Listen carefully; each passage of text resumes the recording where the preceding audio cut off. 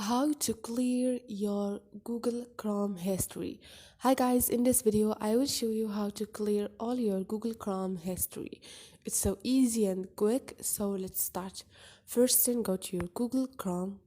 Now click on those 3 points up there, and all you need to do is click on history.